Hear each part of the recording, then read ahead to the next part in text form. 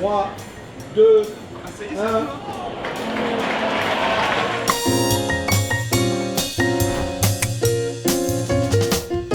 Salut à tous et bienvenue dans Porte Ouverte numéro 3. Aujourd'hui nous nous trouvons porte d'Auteuil à Paris et c'est ici que se déroule jusqu'au 10 juin prochain le tournoi de Roland-Garros. Aux côtés des équipes de France Télévisions, nous vous emmenons au cœur de l'événement. Porte ouverte à Roland-Garros, c'est tout de suite.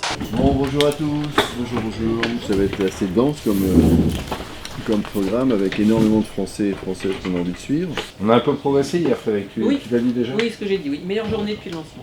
C'est super. Donc je serai sur le central avec Arnaud et Mathieu sera principalement avec Amélie Mauresmo sur le Landiane. Vous avez combien d'éditions de Roland-Garros au compteur ? En fait toutes, puisque France Télévisions a commencé, France Télévisions a commencé ici en 88 et j'étais déjà dans l'équipe des commentateurs à ce moment-là et donc ça fait que j'ai pas raté une édition et que ça m'a permis comme ça de faire la continuité sur les 30 ans de présence de France Télé ici. Ce que je sais, c'est qu'il faut trouver le papa de Moutet.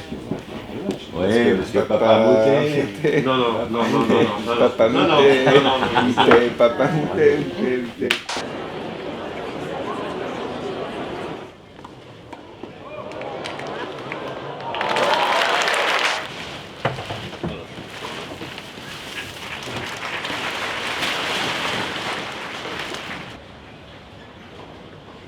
Vous avez vu s'il est beau quand même. Et voilà. Et ouais, Laurent c'est ça. qui peut vous chanter une petite chanson de Michel Sardou. Être sur un plateau de télévision, au milieu d'un stade, avec un public qui réagit derrière un peu comme maintenant, est-ce que ça c'est une difficulté particulière ?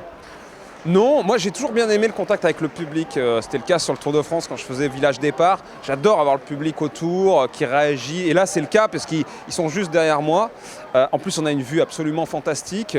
Donc c'est le meilleur endroit, hein. Alors malheureusement c'est la dernière année puisque tout va être détruit, reconstruit. Donc notre studio sera installé un petit peu ailleurs. Il sera bien, hein.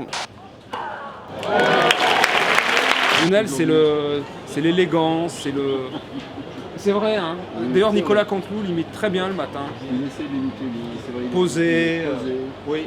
Très posé. Une goutte de pluie qui tombe sur le cours, il en fait tout un poème en fait. C'est ça qui est extraordinaire chez lui. Et ouais. Voilà, on a le temps les sonores. Il y a Laurent Chamou. Il faudrait qu'on lui demande si on ne peut pas bouger Laurent de 10 cm. Dans 5 secondes. 4, 3, 2, 1. Laurent.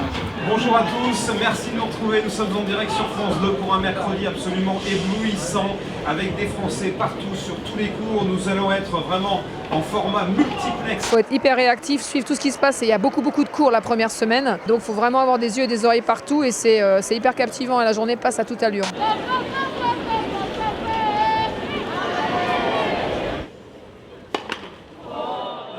On sait très bien que le public il sera davantage passionné si un Français se retrouve en deuxième semaine à Roland-Garros que si on se retrouve avec des joueurs certes très talentueux et très spectaculaires, mais qui seraient espagnols, pour ne nommer personne, argentins ou suisses.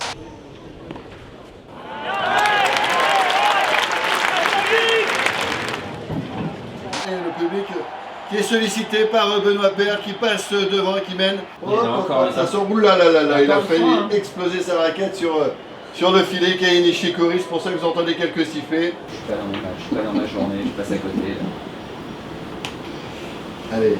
Qu'est-ce qui a changé concrètement ici depuis 30 ans ? Là, je vais faire un peu de préhistoire parce que tout a changé. C'est-à-dire qu'on avait, pour commencer, moi la première fois que j'ai commenté, il y avait comme une structure en bois avec des bâches au-dessus qui était notre cabine. Et je me rappelle, il avait plu.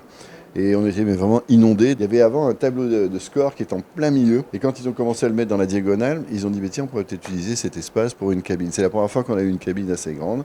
Et donc c'est resté. J'espère que ça restera pour ceux qui vont me succéder, d'avoir ce confort de travail. Score sur Nori.